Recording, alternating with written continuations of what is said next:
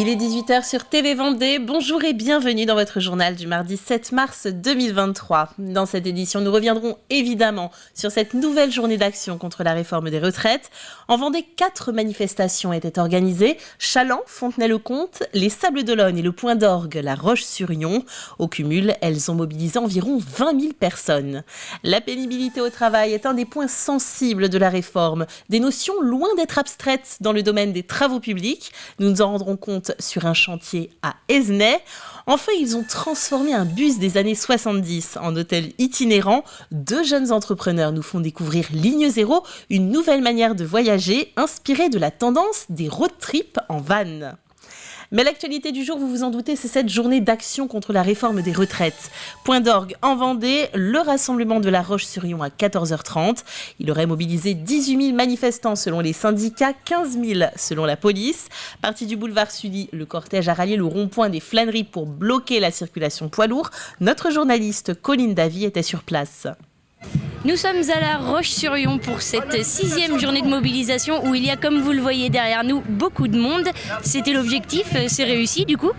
Objectif réussi, comme ce qu'on pouvait l'attendre pour la journée du 7 qui était bien annoncée à l'avance. Et avec toutes les manifs précédentes, c'est pas étonnant, la colère monte encore. La colère monte de plus en plus au fil des jours et des semaines. C'était l'objectif de la journée, on l'a dit, comment on fait pour que le mouvement continue, pour que les gens continuent de venir ? C'est toujours pareil, c'est d'être sur le terrain, tracter, discuter avec les gens, leur expliquer l'histoire de la réforme des retraites, tout ce qu'on perd en fait, tout ce qu'on perd, que ce soit pour la femme ou que ce soit pour tout le monde du travail en fait. 2 ans de plus et il n'y a pas photo, la colère remonte et en plus avec l'inflation du moment, donc la colère ne fait que grandir. Vous parlez d'inflation, vous parlez des femmes aussi. C'est des combats qu'il faut continuer à mener, même si pour l'instant c'est au Sénat. C'est des combats qu'il faut mener dans la rue aussi pour vous ? Bien sûr, les femmes sont beaucoup discriminées, que ce soit pour le salaire. Aujourd'hui, on voit bien avec la nouvelle réforme des retraites, elles vont prendre un coup encore plus. Donc c'est un combat continuel pour la femme, bien sûr, parce qu'on ne peut pas laisser ça comme ça et c'est inadmissible que la femme soit moins payée ou qu'elle touche une petite retraite par rapport à l'homme, quoi. Alors pour aller un peu plus loin, là il y a beaucoup de monde. Est-ce que c'est un mouvement qui est amené encore à durer ou est-ce que vous espérez qu'avec le nombre qu'il y a aujourd'hui, ça suffira ? On sait qu'il y a encore des gens, il y a encore des salariés, même il y a encore des gens qui hésitent encore, qui n'ont jamais encore manifesté. On les invite à venir, bien sûr. On les accompagne et on rentre dans le dur, en fait. Là, on va aller de plus en plus fort et pour faire plier le gouvernement et le faire comprendre que cette réforme-là, personne n'en veut. Donc oui, il faut continuer à durcir. Alors il faut continuer, en tout cas aujourd'hui c'est la plus grosse mobilisation ici à La Roche-sur-Yon depuis le début. Et j'en ai également marqué à La Roche-sur-Yon par le blocage du dépôt des bus Impulsion par des personnes extérieures à l'entreprise, empêchant tout bus de sortir. 3 autres manifestations se déroulaient en Vendée aujourd'hui. Chaland, avec près d'1 millier de personnes, Fontenay-le-Comte, 1300 environ, et les Sables d'Olonne, 500 personnes. Nous étions présents à chacun de ces rendez-vous et nous vous donnons la parole. Je suis par ma présence dans ce mécontentement qui devient une généralité en France. Je pense qu'il est temps, c'est le jour J, c'est le grand jour pour qu'on puisse vraiment mettre un grand coup à tout ce qui se passe dans notre pays. On est là pour défendre nos droits, défendre ce dont les anciennes générations se sont battues pour. 2 ans de cotisation de plus pour 2 ans de retraite de moins, c'est complètement injuste. Comme on le voit ici, il n'y a pas beaucoup de jeunes et on s'est dit que comme on n'avait pas cours, c'était l'occasion, on est au courant que voilà, ça va avoir des répercussions sur nous aussi et que c'est pas qu'un problème actuel, quoi. Ce qui est embêtant, c'est pour les carrières longues, en fait, les trimestres pour les enfants ne sont pas pris en compte. Et je trouve que c'est pas normal, parce que quand on commence à travailler, on ne sait pas quel va être le cursus dans notre vie, si on va avoir des arrêts ou autres. Donc je trouve ça gênant. Je suis là aujourd'hui pour manifester pour ça. Je trouve que c'est peut-être pas spécialement pour ma génération, mais c'est aussi celle pour nos enfants. Donc je trouve que si aujourd'hui nous ne sommes pas là aujourd'hui pour manifester, il faut penser à tout ce qui est génération d'après. C'est tout à fait normal d'être là aujourd'hui. Moi je suis retraité, Mais quand je vois des jeunes qui vont travailler jusqu'à 64 ans, je trouve ça inadmissible. Un jour, ça sera peut-être 70 ans. À cette allure-là, on va aller loin. Le gars, il va sortir de l'entreprise, il va aller au cimetière. Mais c'est incroyable. Et l'Académie de Nantes annonce de son côté un pourcentage de participation à la grève de 33,2% des enseignants, participation relativement similaire entre le premier et le second degré. Au cœur des débats sur le recul de l'âge de départ à la retraite, la pénibilité au travail et les carrières longues, des notions loin d'être abstraites dans le domaine des travaux publics. Agathe Poulet s'est rendue à Esnay avec l'entreprise Avrit pour en avoir un exemple. En seulement une semaine, Jean-René et Aymeric vont créer une voirie pour une future construction. Ce matin-là, les ouvriers protègent les tuyaux sous un temps clément, ce qui n'est pas toujours le cas.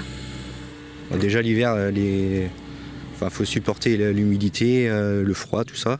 Puis c'est vrai que l'été aussi, c'est vrai que les étés sont de plus en plus chauds, donc c'est quand même assez pénible. Dans les petites entreprises comme on est amené aussi à descendre dans les tranchées. En fait, on est conducteur d'engin, mais aussi on fait la pose des tuyaux, on fait tout ce qu'il y a à faire au sol également. Au-delà de l'adaptation au climat, il s'agit avant tout d'un métier physique qui peut se faire ressentir malgré l'évolution des conditions de travail dans le domaine des travaux publics. Au bout d'un certain nombre d'années, on commence à le ressentir, le cœur nous le fait ressentir. Bon, c'est vrai qu'aujourd'hui, il y a une évolution, il y a beaucoup plus de matériel qu'il y avait autrefois. C'est un peu moins pénible quand même qu'à une époque. Et quand on arrive à plus de 50 ans, ça commence à se faire ressentir. Le soir, physiquement, on est un petit peu rincé, quoi. Dans le métier depuis plus de 30 ans, Jean-René a conscience des risques sur sa santé physique sur le long terme. À 53 ans, il n'est pas certain pour lui d'attendre la retraite à 64 ans si la réforme est adoptée. Je pense que dans des métiers comme le nôtre, il serait préférable d'avoir une retraite plus tôt. Dans notre métier, arriver à 60 ans, déjà, je pense que c'est déjà bien. Physiquement parlant, c'est déjà beaucoup. J'ai démarré, j'avais 16 ans, donc je pense que 11 ans, ça va être long. Physiquement, je ne sais pas si je tiendrai, quoi. Quant à Aymeric, il exerce ce métier depuis plus de 15 ans. Il comprend l'inquiétude face à la réforme des retraites dans la filière du bâtiment. Je comprends les plus anciens qu'au bout d'un moment, ça peut jouer sur leur santé et sur les maux de dos, comme disait mon patron. Il faut prendre soin des plus anciens, quoi, parce que déjà qu'on on trouve pas le personnel qu'on voudrait, donc voilà.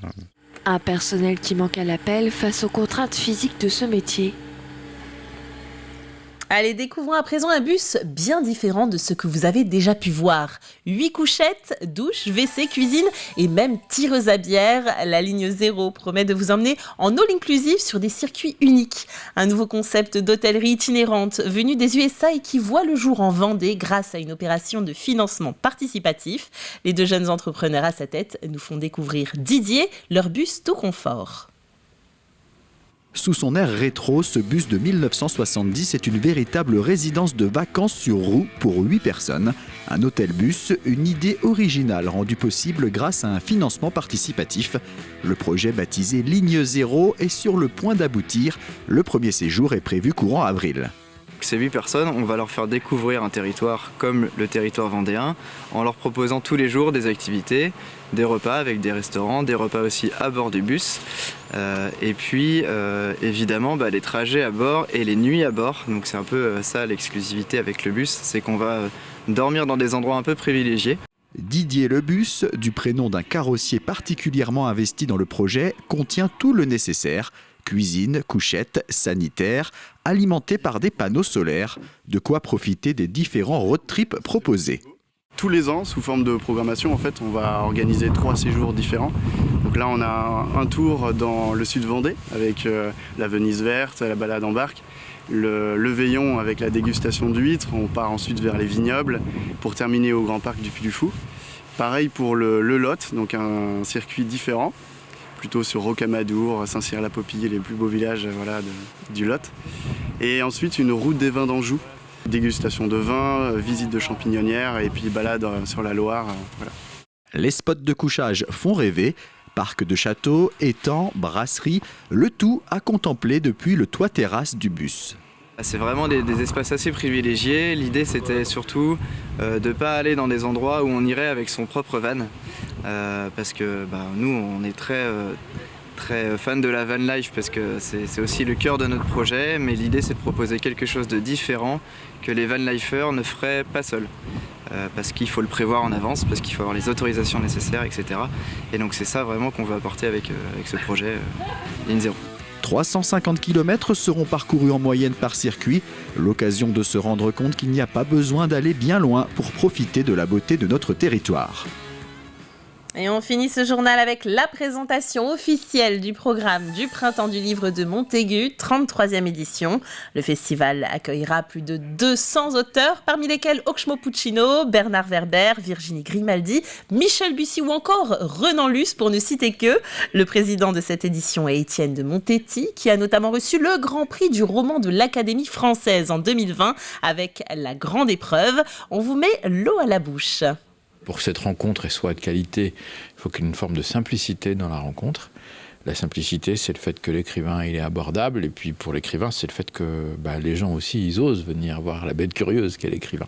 Alors ils vont les rencontrer dans un cadre un peu renouvelé, donc on fait pour la 2e année ce qu'on a fait l'année dernière, c'est-à-dire accueillir l'ensemble des visiteurs plutôt dans une logique festival que simplement dans un salon. On a décidé de vivre un peu plus la ville de Montaigu, avec un chapiteau toujours bien sûr pour que la rencontre soit confortable entre les écrivains et le public, mais aussi qui s'étale un peu dans les rues jusqu'au parc Henri Joyaux, avec d'autres espaces autour de la BD, autour du spectacle vivant. Et voilà, le Printemps du Livre de Montaigu, ça se passera donc du 24 au 26 mars. Il est temps de refermer cette édition. Merci de l'avoir suivi avec nous. Le retour de l'actualité, c'est comme toujours à 7h demain dans votre matinale. Et d'ici là, je vous souhaite de passer une très bonne soirée sur TV Vendée. À bientôt.